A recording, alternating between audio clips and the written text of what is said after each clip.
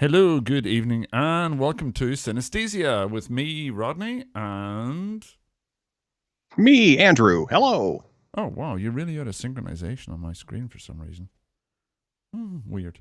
So we've got a few viewers tonight. We are streaming on Twitch. We are streaming on YouTube. We are streaming on Facebook. And we are going to be talking about music technology as we do every Tuesday evening. So if you're a musician and you like music tech, this is the place to be. If you're not a musician and you don't like technology, probably not in the right place, because we are going to nerd out. You can still hang out with us big time, because we nerd out big time every one of these shows. Dan Kushner just hosted the stream. Thank you for following, Dan Kushner. Pleased to meet you. Thank you, Dan. Is he a friend of yours, Andrew? He runs Gearsplaining. Oh, he runs Gearsplaining. And the Golden Trim Guild. So excellent. Kiss his ass. Oh, kiss his ass. And Michael Schmand. Hey, Michael, how you doing? So yeah, this is interactive. If you are actually, hopefully, we will able. If you're on Twitch, if you're watching this on Twitch, you can type using the Twitch chat, and we will see it, and we can even type back. We have hopefully experimentally also got access to the Facebook chat. So if anyone's watching on Facebook and you type in the Facebook chat, it should hopefully appear on this system as well. So if anyone's watching on Facebook and wants to test that, I'll just say something on Facebook and we will see if it comes up here. We're not sure if that's going to work or not, but you know, what the hell. So what we have tonight, this is our least prepared show so far because we've done a few of these now and we're getting really lazy and blasé. So, and we usually just talk shit all the time anyway. So, but we do have a few things prepared. We're going to talk about the PreSonus Atom SQ, which Andrew has and I still do not have. So I'm looking forward to seeing, because it looks great, so I want to hear how that works. I've just recently got a copy of Yuhi's Repro plugin. We're going to be talking a little bit about that and a few other bits and pieces as time goes along. Now, the last couple of weeks we had giveaways. We had giveaways from our friends at PSP Audio, where we gave away a couple of Infinity strips. We don't have any giveaways tonight. So if you're watching hoping for a giveaway, you are shit out of luck, but you will still. And if you're watching and want to give us something to give away, talk to Rodney. Yes, we need to get some more giveaways together. Well, we will probably do that as well. So what are the other exciting news this week, Andrew? Well, not much. However, today the wonderful people at Arturia just updated the firmware for the Micro Freak synthesizer, and in doing so unlocked a hidden feature that was in there the entire time, and that it actually has audio input capability in it. So like the audio output actually has both an input and output. So if you have something like a pair of headphones with a built-in microphone, you can use that. And the reason why they unlocked it is because they just unlocked the 16-channel vocoder feature in it. Is it called 16 channels? 16... Whoa. Or 16 voice. 16 voice vocoder. It's not 16 voice. It's 16 somethings. 16 whatever the slices are. My mind's a blank. Yeah, we just use our hands to talk. 16 band 16 band vocoder. That's what you want. 16 band vocoder. This is what happens when we get old. Okay, you know. And anyone who's heard my records knows I love vocoders. I have anyone that knows me knows that I love vocoders. I have the main vocoder I use these days is in my Use Audio Plugiator, which has an excellent vocoder, and I love that. But I must admit, and I've used the Korg vocoders for years. I love the Korg vocoders, and I would love a Roland VP330. I mean, that's the king of vocoders. Or the Waldorf STVC. That's the one I really have my eye on. I love one of those. That looks pretty slick. That is a beautiful, beautiful keyboard vocoder. It's strings and vocoder, which I guess is what the STVC stands for. It never struck me until now. So yeah, the Waldorf STVC is the moment my king of vocoders, but it's not cheap. But the Micro Freak is cheap. I mean, it's like $300. Yeah, $300. It's really cheap. I mean, have you used it? Micro Freak? I played with it a little bit at KnobCon last year, and I did play with the STVC as well last year too, which I liked that better. I don't like the key bed much in the Micro Freak, but that's just me. I don't think it's a key bed. It's more like a key mattress on It's the like floor. It's like a key suggestion. Yeah, but it did sound really, really good. But I mean, oh yeah, but you know, it's a digital synthesizer. That's the thing. It's a digital synthesizer. It's a plug-in with knobs on, so you can make it anything you want. So. Oh yeah. But for $300 and you get a vocoder now, yeah, that's pretty happening. So absolutely, definitely makes it really good. Oh yes. Yeah, and I'm also a big fan of vocoders. I use my MS2000 vocoder a lot, as well as the vocoder in the Novation K-Station, which is probably my favorite vocoder, because I can make that thing sound like absolute hell, which I want. Yeah, I've never been a fan of the Novation vocoders, but I love I think the one on the MS2000 is beautiful. It's a great vocoder. Yeah, I've used it so many times. So anyway, so that's news. What else have we been doing? Oh yeah, we spent way too much time yesterday testing the audio in Zoom. Oh. I'm not a day drinker by any means, stretch of the means, Rodney, but you almost made me into a day drinker. Almost. I'm still working on it. We decided. Well, there were. I don't really want to go into the whole background, but there was a situation arising where some people were using Zoom as a transport for sending music for DJing and stuff, and I'm like, surely that's gonna sound bad. So we thought we'd set it up. So I streamed from here to Zoom, and then Andrew listened at the other end and recorded it and played it back. And it was way worse than we ever thought it was going to be. Holy shit, it was so bad. It sounded, remember Real Audio when it first came out? Slightly worse than Real Audio. Yeah, it's so terrible. I mean, well, for one thing, it's mono by default. And if you want, which is fine if you're doing voice, but not so fine for music. And if you want to make it stereo, you have to go to the website and turn it on the website or something. You can't even turn stereo. And get what was not working yesterday. And the website stopped working right in the middle of our test. I'm not saying the two things are connected, but we might have been responsible for taking out Zoom yesterday. I'm not confirming this, but yeah. But I did some research, and they do use the Opus codec. So pretty much every voice conference system now uses the same codec. It's called Opus, which is really good. I mean, it's a really, really high-quality compression system. It's at least as good as Apple's AAC. It's definitely better than MP3. At least as good as AAC, maybe even better. And it's very low latency. And it's highly programmable and variable. And that's great, but they chose... They were streaming at 22 kilohertz, I think. Which is great if you don't want to hear cymbals and hi-hats.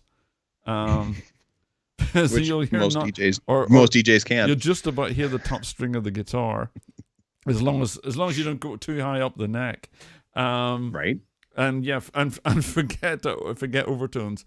So yeah, you get a maximum of 11K frequencies out of that, and hugely, massively highly compressed and treated with internal data. And reading their website, they're really proud of the fact they have all these wacky DSP things that are going there by default. Now, we did find you can turn all that off if you go to the advanced audio mode inside Zoom. So this is a tip for anyone who's actually using Zoom. There's a mode called Audio Advanced, and then there's a thing called, was it True Audio or True? Turn on and turn off True Audio. Yeah, right. And you turn on this True Audio thing, which basically means it takes out all the shit that they put in it and actually sends you actually turn it off. Through. You turn off the True Audio. You turn it off or because turn it's it on? Yeah, you turn it. If it's on, it removes all like the supposed to remove all like the reflections and echoes of your room. If you turn it off, then it turns that filter off basically. Right. But if you don't turn it off, basically it treats you, if you've got vocals and music, it treats the music as background noise and tries to get rid of it. So you get these incredibly weird phasing artifacts and shit going on. It's so bad, so bad. But I thought that was a part of one of your new songs. Yeah, right. Thanks. But I just found out today that in fact they're going to fix that. They promised to fix it by next month. So next month, when you turn that True Audio thing off or on, or whichever way it is, it will actually also take it up to 48 kilohertz sampling rate and take it to 192K stereo Opus codec, which is actually pretty freaking reasonable. So theoretically, when they fix that next month, we should be able to send decent quality music down Zoom. Right. We'll see. Which will make all kinds of school music teachers so happy when they're starting their recorder practice with their kids. Yeah, too right. Because the moment, forget it. Yeah. But, I mean, the video still sucks ass as well. Oh, my God, the video is so bad. But it's better than Facebook. Oh, well, that's true. Pretty much everything's better than Facebook. Anyway, Oh, so I mean, that was our journey through Zoomland. And we're still looking at also, we spend a lot of time examining these kind of things. So we'll be doing more investigations into that, I am sure. We do it so you don't have to. So, so for those of you who've just joined us, because I see people are joining us as we speak, this is Synaesthesia. I'm Rodney. That's Andrew. And we're talking about music technology on Twitter, Facebook, and YouTube. If you're on Twitter, you can interact with us. If you're on Facebook, theoretically, if you type into the Facebook chat, we're supposed to see it, but I'm not seeing anything. So either nobody on Facebook is typing, or that link isn't working. Well, never mind. They're all afraid of us. All right, so let's talk about the thing I've been looking forward to hearing about, the PreSonus Atom SQ. Take it away, Andrew. Yeah. You've got one. The PreSonus Atom SQ. I just so happen to have one here. No, and I don't. Thanks, PreSonus. Work for PreSonus, and I never have, so they like me still. I don't know what your problem is, Rodney. I used to work for PreSonus, but I think some of them still like me. I don't know. They pretend they like you, at least. I don't know. I think they pretend they like me. Yeah. I think they like you just fine. They have great people over there. So so this thing is cool. Some of them watch it. So if Ryan or Eliana or anyone from PreSonus is watching, hey guys, we love you. Love you. All right. So tell us about the Atom SQ. So this thing is cool. I like it so far. Obviously it's a controller. It works with Studio One. It also works with Ableton, but I don't use Ableton, so I couldn't tell you if it works well with Ableton or not. I haven't tried it with anything else yet. It has like the weird staggered key thing here instead of like standard up and down keys, and that allows you to use it as both a keyboard controller as well as drum pads, as well as a 16-step sequencer when you can go into like the TR mode, I think is what they call it. Yes. In there in Studio One, so you can do TR style drum programming on it, which works great. What? Whoa! Slow down that. When you say, does that mean like when you're what? How does it? Do you make a loop or something? Yeah. If you go into the editor mode, if you open up like a drum machine, I can't remember what the drum machine's called in Studio One. I'm still learning it, so. Impact. You open up Impact and you go into editor mode on there, and it kind of gives you the sequencer view. Right. And you can use the arrows and stuff to pick which, or the knobs rather, which track you want to do, the kick, the snare, whatever. Right. Actually, no, wait, I lied. Those all show up across here, and it's all color coded to match the ones in Impact, all the different channels. So you pick like kick, and then you just hit which ones you want to light up for the kick drum. Right. And it sequences those out, snare, same kind of thing. Right. And then you can go in and use the knobs to do things like edit the probabilities and stuff like that in each of those things. So the snare hits 18% of the time or 27% of the time, that kind of thing. So it's really, really fast to program out your beats with this, as opposed to sitting there with your mouse and playing the clickety-clickety thing. Right. They are all velocity sensitive, which is nice as well. I like that. Okay, I just they're mushy. Like I just want it to be off and on. Yeah, well, I mean, with the drum sequencer mode, it's like that. But if you're playing it with the keys, you can turn it. You can turn that off and on as well in the options and everything like that. It's really quick to get around in. It has like a lot of the basic things that you need when you're using a transport, like loop mode and like turning on and off the count in for the metronome and that kind of stuff. To get around in octaves and keyboard mode, you use these A through H keys up here, which are off camera. There we go. Yeah.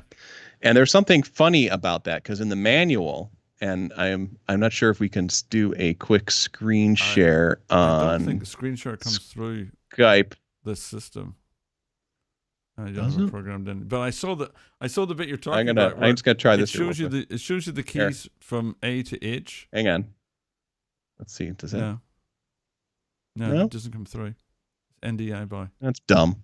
Oh yeah. So yeah, their manual shows these keys, these A through H keys, which are whiter than one, but they all light up in very pretty colors when you plug it in, right? They will light up when it's actually powered on and everything like that. So the manual shows that, but then they show numbers to correspond with those, so that they tell you what they all do. So it's like which is quite possibly the most needlessly complex manual entry I've seen ever. I think it's the most ridiculous thing. I wish I could pull it up on the screen share. Actually, I did send it to you in the Skype chat, Rodney. So if you want to pull it up, you can see. No, I'm not. If you want to put it, I get too much technology to control as it is already. They can take your word for it. You simplify your setup there, friend. Yeah. So it's kind of the manual's a little bit goofy as far as that's concerned. Simplify your setup. I know what it does. I can use that thing a lot faster than apparently you can pull up a screen cap. You're a lot smaller than anyway, there is that. The little ribbon controller on here is multifunctional, so you can make that do everything from like pitch. Yeah, that's cool. Yeah, so you can do pitch, you can do filter opening and closing. You can basically assign it to anything you want to in Studio One, obviously. Right. And you use this to navigate through Studio One as well for like opening instruments and stuff like that. I wish you could preview instruments when you're doing that. That would be lovely instead of having to open the instrument and then check it. Because if you're like just going through like some patches and stuff like that, it would be so much faster if you don't even have to load the instrument first.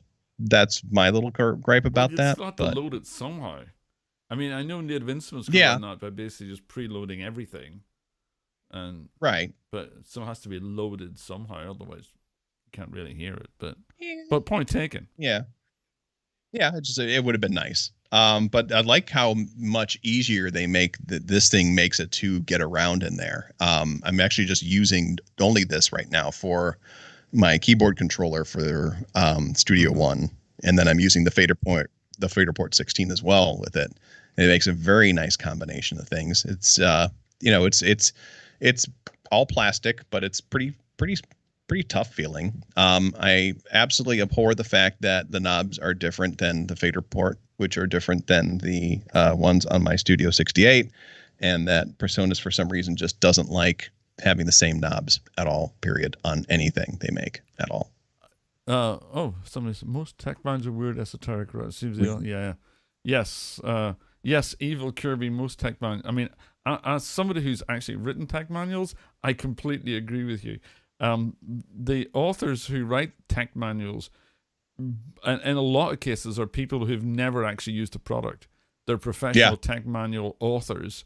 They don't actually work for the company. Or they get the product and then they have the product manager, and I've been one of those as well, then has to sit down and tell them how to use it.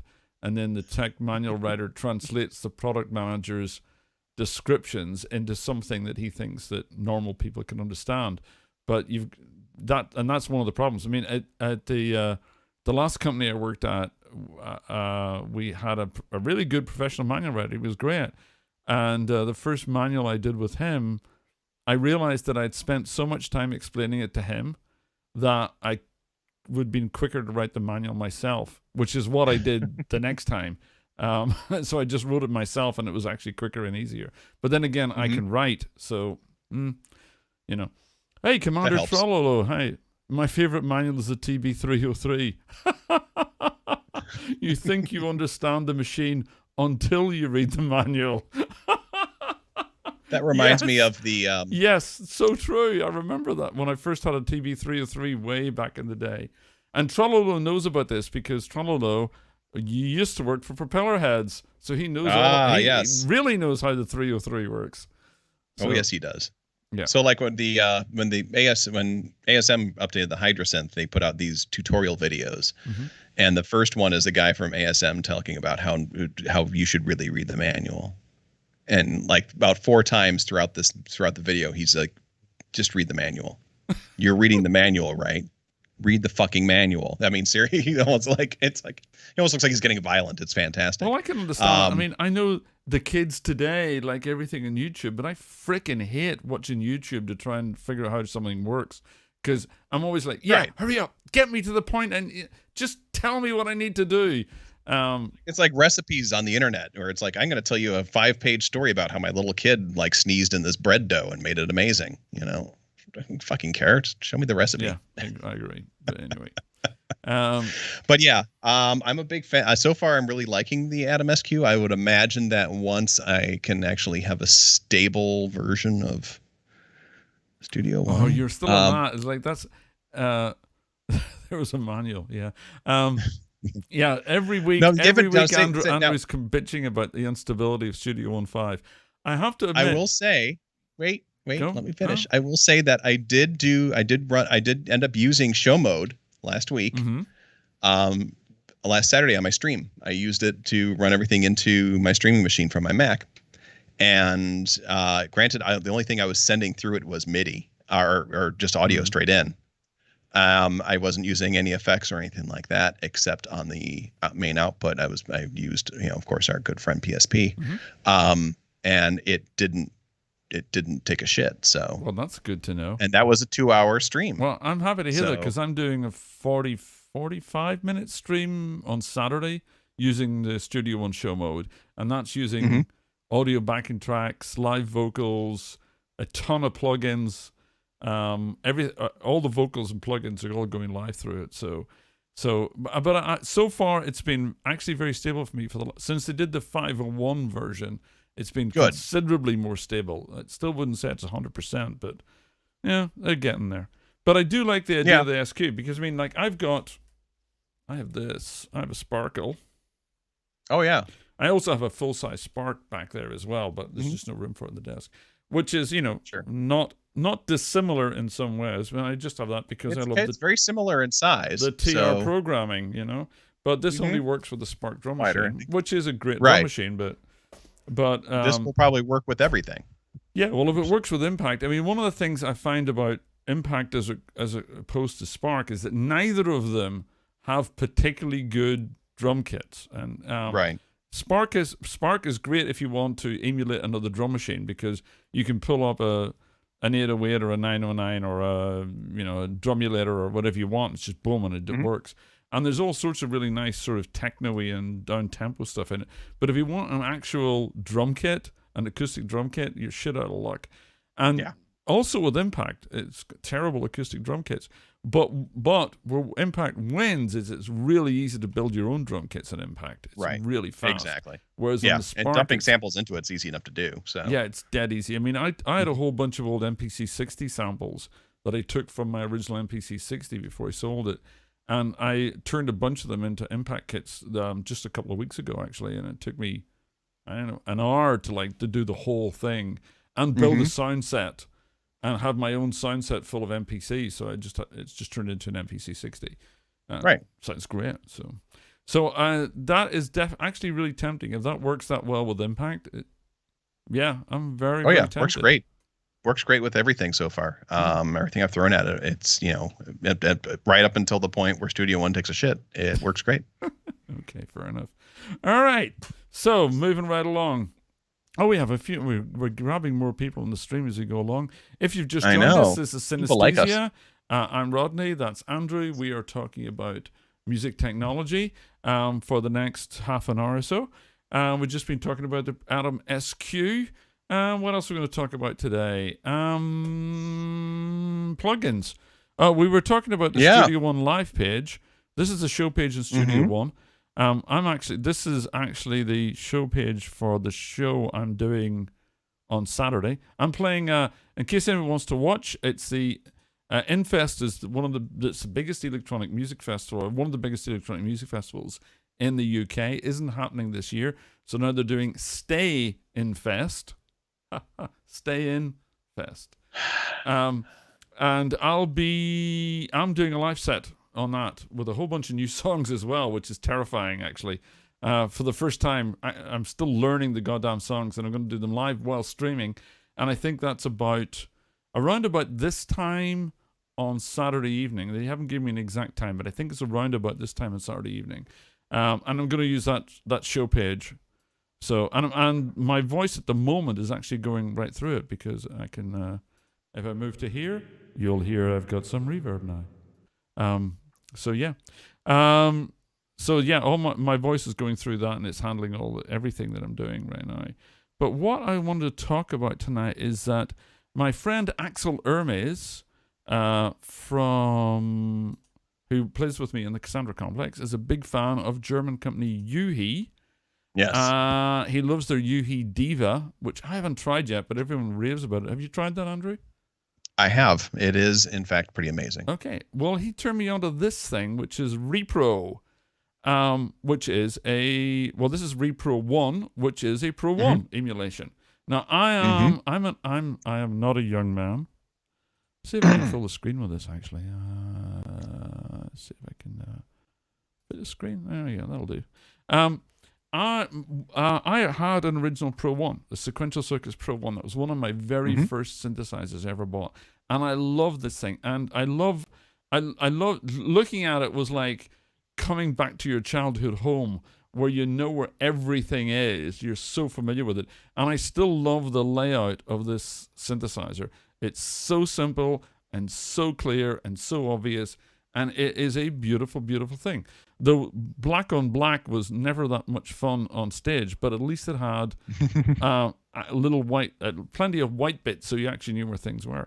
And and I've used there's been a lot of Prophet emulations. I've got a Plugiator, which has it's basically the Creamware scope system. If anyone remembers Creamware, pretty much the first DSP-based emulations.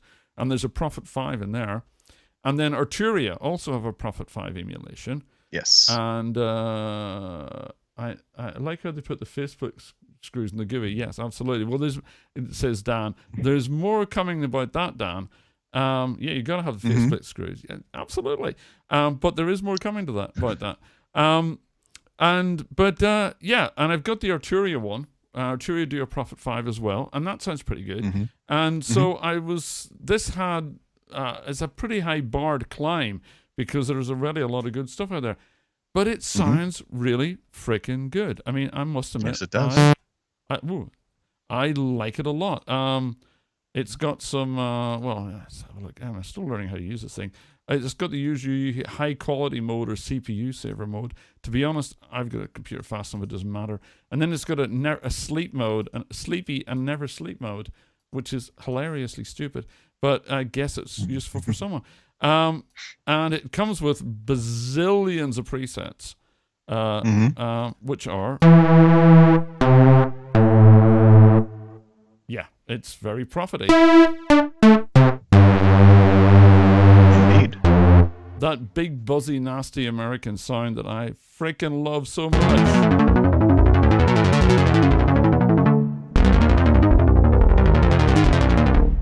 What's that? Oh, you've got the Prophet 6. Yeah, that's my Prophet emulator. Yeah, exactly. Well, that's what it is. I mean, yeah, it's another Prophet plugin inside a box. So, but yeah, this is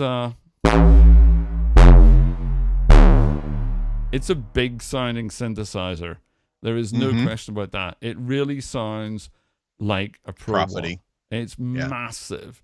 It is huge. I mean, but it has the same problem with the Prophet that the original Pro 1 had, is like getting it into a mix, because as soon as you put it in a mix, it's like, oh my God, listen to that Pro 1.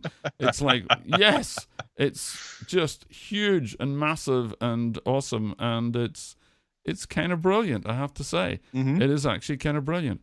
Now, what's really cool about it, now Dan was talking about having the screws in. You can unscrew the faceplate and look at the circuit board underneath, and then you can actually tweak the circuit board. So these are all the knobs. They actually, like, it's just the top's off. But you can do things like change the filter mode from crispy to rounded to driven to poly mode. So like a crispy mode is like that, and then you go to rounded mode, and there's not a lot of difference here, but if we put it to poly mode,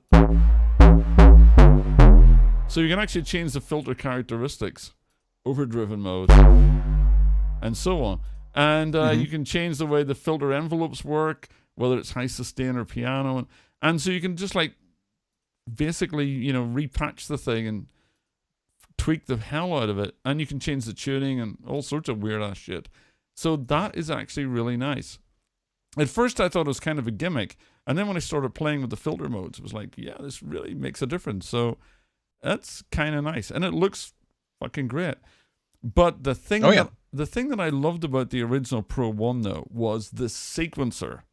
I freaking love the sequencer. It's so simple. And for years, I've wanted a sequencer that works like the Pro 1 sequencer, because it was just dead freaking simple. Just put notes in and go bum, bum, bum, bum, bum, bum, bum, bum, bum. The only problem was you couldn't put rests in very easily. So what I used to do with mine, I had a TR-808, and I'd take the cowbell output of the TR-808 and put it in the trigger of the Pro 1, and then use the TR mode to actually program the sequencer. So put the notes in the Pro 1 and trigger it off the 808. And hey, guess what? That's exactly what they did. It works just like that. So you've got 2 patterns of up to 32 notes, and you just put in here what you want to have. You just move things up and down like this, and well, you think, well, what do these numbers mean? Well, it just means that whenever you start it, oh, hang on, let's move this around. We should get the sequencer working here, if I can remember how to do it now. Let's play it. Let's turn that up a bit.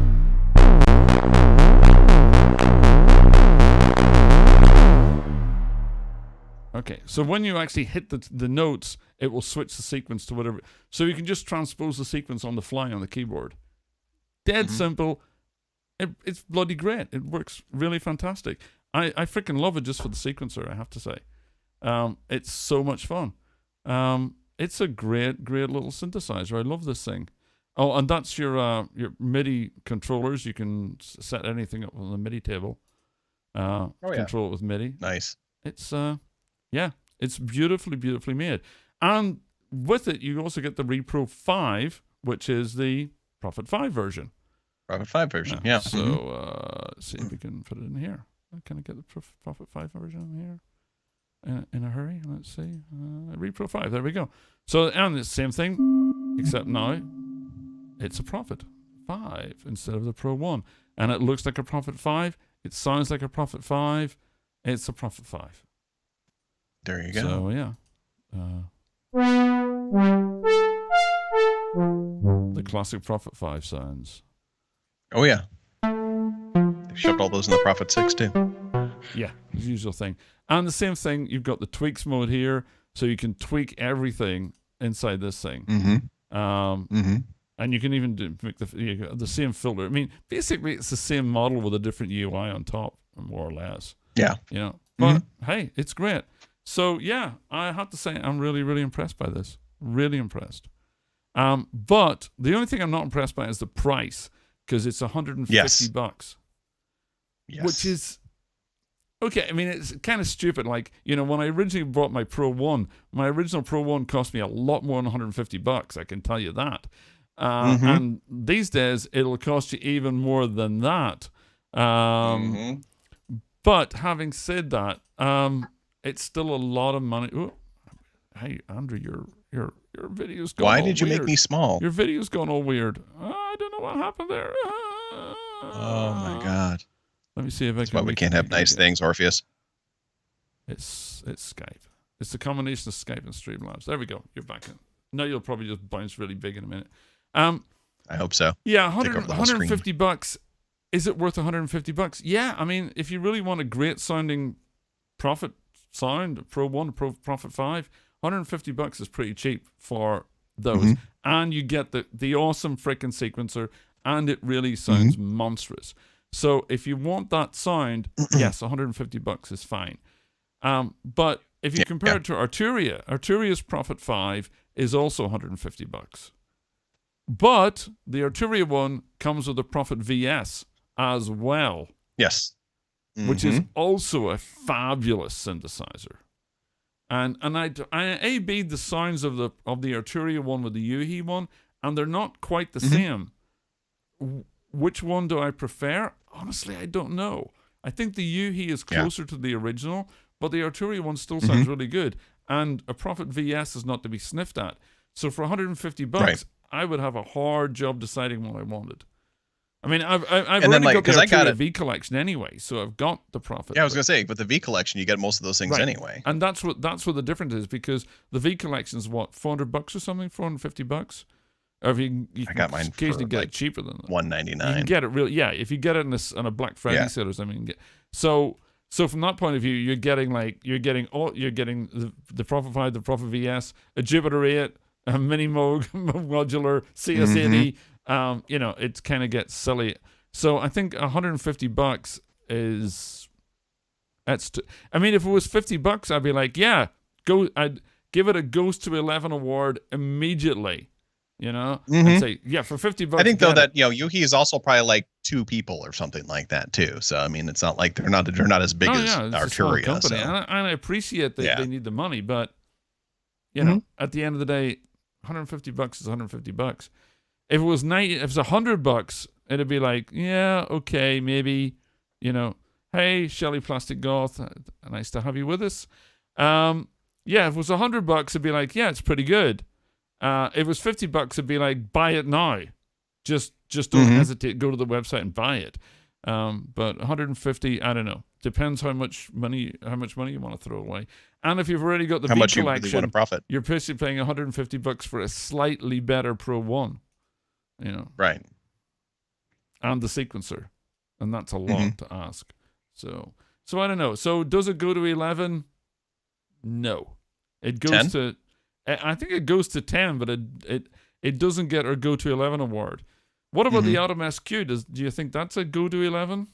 I think if they tweak some of the firmware in it, and probably I think it's going to be a combination of tweaking firmware and tweaking Studio One to do the things that I think it should do, like doing things like preview sounds, right? Well, that kind of stuff. That's the advantage of having your own DAW. If you're a hardware manufacturer, you can do that. Absolutely, yeah. And I think that once they do that kind of thing, I do say that like I said before, the biggest thing I really like about it is that if I don't have to touch my mouse when I'm working on music, I'm all the happier.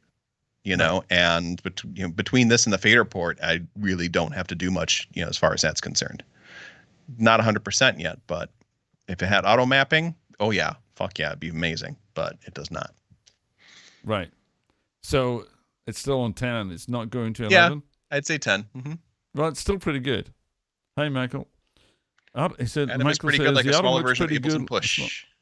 Yeah. Yeah. I mean, Ableton. I'm not an Ableton guy, and neither is Andrew. I mean, I look at Ableton and I look at it and go like, that's a really cool, well-designed piece of software, but I just don't want to use it. And it's the same when I look at someone like Push. I'm like, I get it, but I've seen people using Push like crazy. Dan Kushner, not dropping names, Information Tray. Both of those people who are on our chat right now are big Ableton Push users, and they kick a lot of ass with it. I've seen them using it. It's fantastic. I have absolutely no doubt about that. But it's just not the way my brain works. It's I mean, I like I like the Cubase, the Wolfgang the linearity arrange page that Wolfgang invented for Cubase that everybody uses, like Pro Tools, Logic, Studio One, whatever. I like that paradigm, and I like the TR-808 style paradigm. And even though I was an early MPC user, I never really liked the 16 pad thing, the square pad thing at all. I've never really liked that. I'm much happier with. I keep hitting my microphone tonight. I'm being very demonstrative. I'm much happier with someone like the Spark or the TR kind of interface. So, so do I want an Atom? I'm pretty sure I'm going to end up with an Atom SQ sometime pretty soon. I mean, PreSonus did do the original PreSonus Atom is more like the Push, right? Yeah, I would say it's more of a 16 pad button, right? And it looks, which is what Impact the drum machine in Studio One is like. It's the same 16 pad interface, but I don't need that. That's the other thing. I don't need a piece of hardware that looks like my software. Right. I need a piece of hardware that controls my software, and that's not the same thing. The hardware, the advantage of a piece of hardware is that it's both a controller and it should be a UI as well. The UI is the thing, the hardware. I shouldn't exactly. And that's one of the things I found weird about the Spark, because with the Arturia Spark, the hardware is really good, and then the software on the screen looks identical, which is like, why? Why do I need my screen to show me what I've already got in my hardware? The hardware's got lots of flashing lights anyway, So so when I'm using the Spark, I never even look at that screen. I'm always in the library screen or something. So yeah. Yeah, I agree. I think that's a good point. Is just that is the hardware helping you with your creativity more than it, or is it there just to look like something pretty, right? And I think the Spark cool, and I hear like one of the guys on my label uses Spark a lot on his drums and for his drum programming or anything. But I hate that machine, that the physical interfacing just doesn't do much for me. No, I love it. I mean, like I said, I like the big one better. The original one is back here somewhere. And of course, it's another classic Axel Hartmann design. Axel Hartmann, the god of all hardware interface designers. For those of you who don't know Axel Hartmann, he designed the hardware industrial design, the UI design and so on for pretty much all of the Arturia stuff and pretty much all the Waldorf stuff and a lot of the Moog stuff as well. Yep. So, yeah, that guy knows what he's doing. Because those are three companies that know the shit when it comes to hardware design. So, Axel Hartmann, you're my god. All right, so we are at 8:45 now. We've done 45 minutes already. My God, the time goes fast. What else do you want to talk about? What else we got going on? I don't know. Nothing's really jumped out at me lately. I wanted to do a thing on the Earthquake or Afterneath, but I couldn't get the audio to work correctly because using audio through Skype is bullshit. So you can send it to me and I can do it. You did no, I don't. Why don't you just come over? Well, yeah, right. To Corona Central. Come on over. Water's fine. It's like, I used to fly to America like 3 or 4 times a year, and no, ain't happening anymore. That just ain't happening. Yeah. I'm lucky if I go to the grocery store these days. I know, right? So what else? One of the things I want to talk about is we had a request after the last show from a girl called Rachel who was asking about DJ equipment. And what's the best setup for somebody beginning in DJing? And yes, she's in luck because that's freaking easy. That's easy. I mean, let's face it, DJing. I mean, I'll tell you my favorite story about DJing. I had a friend in San Francisco who was quite a well-known DJ in San Francisco. Very, very good DJ. DJ equipment like tank tops. Nice one, Dan. And I went to visit her once, and I went to her house, and I went into her house, and above her mantelpiece, she had a huge poster, a massive framed poster of a hipster guy with a record deck, and a hipster girl with like a handbag, and she's sort of dancing around, and it said in big letters, anyone can be a fucking DJ. Yep. And yeah, anyone can be a fucking DJ. It doesn't require a whole lot of talent, really. And I have a lot of friends who are DJs. I'm not trying to get down. I mean, and I have a lot of DJs who play my records. Please keep playing my records. But come on, anyone can be a fucking DJ. It ain't that hard. I'll be DJing next month. I'll every Wednesday on Twitch. So yeah, right. But equipment, I mean, software, dead easy. Native Instruments, Tractor DJ, it's free. It's free now. It used to cost like $400 or something, and you just go to Native Instruments website and download Tractor DJ from their free thing, or you use Mix, or if you have an iPad, they make a version of Tractor for the iPad. They do. They make Yeah, but Jesus, doing anything that's like mission critical on iPads scares. Well, actually, I run a lot of backing tracks on iPads, but in the past, I do. My day job, I only use an iPad anymore. Yeah, right.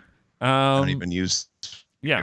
But Mix, there's also Mix is also a really good piece of software. Mix is a really good. It's MIXXX, I believe, triple X. Yep. And it's open source and complete. Yes. Also, I mean, completely free, not just free as in free beer, but free as in freedom. And I've used that. I mean, I used to use Tractor DJ. I did DJ a lot after dishing on DJs. I spent many years DJing. I used to DJ a lot. And the biggest DJ show I ever had, I think, was like, I don't know, somewhere between 1,000, 2,000, 1,600, 1,700 people. And I'm up there on the stage with Tractor DJ, and it crashed. And it crashed and took the entire laptop down. And this is pre-SSD. And so I got it all booted up again and got it running, and it crashed again 5 minutes later. And then I got it up running again. Meanwhile, luckily, I had a friend with me who was busy patching in the CD player deck, the CD deck that they had there, and he's like ripping through CDs trying to find stuff that we can play. And yeah, we never used Tractor DJ Live after that. That's when I switched to Mix, and that has never crashed on me. Though a friend of mine has exactly the opposite story. He was using Mix and it crashed, and he used Tractor. So hey, yeah, I use Tractor. I have a S4 Mark II controller, which is very nice because it is before they got rid of Midi, which is what they did with the Mark III, which is why I was saying last week that the Mark III is not that great. All right. So the S2, you've got the Native Instruments hardware controller. S4 Mark II. S4 Mark II. Okay. The DJ controller for that works out really well. They're pretty cheap now as well. You can pick them up for peanuts, right? Yeah, get them up in Reverb. It's really inexpensive. If you have an iPad, you can use the Native Instruments Z1 controller. Which actually you can do that. You can do that on a computer as well. You can buy those. Actually, I have one for sale. Contact me. But you can buy those for about like $60-$70. I mean, they're really inexpensive and they work fine. Dan Kushner making his comments about DJing. Yeah, I'm trying to very diplomatically ignore what Dan is saying so that I don't end up getting myself in even more trouble. Evil Kirby says, way back in the day, we used to actually lug vinyl around and use turntables. Wow, I feel old. You and me both, my friend. You and me both. Know the people that use Final Scratch Pro still that just, you plug that into Tractor and they're using turntables to control it. I know people using Final Scratch. I never got the... I'm going to put a piece of vinyl on a turntable and use it to control an MP3. MP3? Are you fucking kidding me? Why?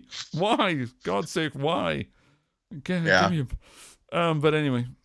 I like to DJ just to take a break from writing music for a little bit and just like listening to stuff and, people get entertained. And usually on my streams, I just find old silent movies that are in the public domain and play those. And, I don't try to act like anything other than, just here's some music for you to listen to. And I DJ like a fucking like radio station, so I'm not like beat matching or anything. Well, right. Like that. I mean, that's why I do it. I mean, I know I see a lot of DJs sort of that, and it's like some person standing behind a laptop with a headphone half on, like going like this, and I'm like, I don't need to watch that for 2 hours. I mean, that's what gets you off fine, but I don't find that interesting.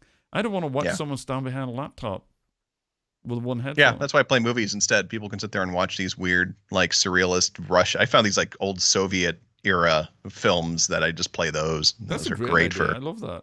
Yeah. So every Wednesday every Wednesday night in September from I think I'm doing 9 to 11 p.m. Eastern US time. Okay. Well, cool. That sounds really interesting. Yeah, maybe I'll think about doing that as well sometime. Yeah, that sounds like fun.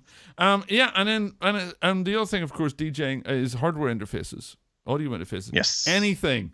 Well, I mean, the S4 is an audio interface too. Right. Yeah, exactly. But you can just use any audio interface, any shitty piece of crap will probably be okay. Because like 95%, the big secret, 95% of audio interfaces that are less than $500 are exactly the same fucking components, built in exactly the same factory as all the others, and they're just exactly the same. And some of them have different analog to digital converters if you're recording, or they've got slightly better software from patching or whatever. But if you're DJing, you don't need to care about that. All you need are 4 outputs, 2 stereo outputs. That's it. And if you're DJing one for your headphones on Twitch, and one for the sorry? If you're DJing on Twitch, you don't even need that. Yeah, if you're DJing on Twitch, you don't even need that. But if you're going to go out live, which no one does, any cheap-ass audio interface with 4 outputs, that's fine. Yeah, if you're DJing online, just a piece of software and away you go. Or Streamlabs OBS or normal OBS or whatever. Yeah. Easy. Easy. It's not hard. Boom. And it's all free. I mean, you don't have to pay a penny to have a professional DJ equipment these days. So yeah, that's our little DJ talk. Yeah, look at anything us. else you want to touch on, or are we going to call it a night there? I'm trying to think if there's anything else. I guess we can just here. Let me just check real quick. Oh, the other here's an interesting story for you. Melody VR. Have you heard of Melody VR? I have not. Melody VR are a startup that stream live concerts over VR, or allow you to watch live concerts in VR. Oh, okay, yeah. Which is, I mean, I'm a big VR fan. You can see I always have my Oculus Rift up there. You know, it's mostly sitting up there. I haven't been playing with it much recently. And I love VR. And VR concerts is actually, in 2020, make a lot of sense. So this company have taken a whole bunch of venture capital to make VR concerts. Have I seen any? No, because, but it's an interesting idea. But they just bought another company. And who did they buy? Napster. Napster bad. Napster raved from the grave. The company that just will not die.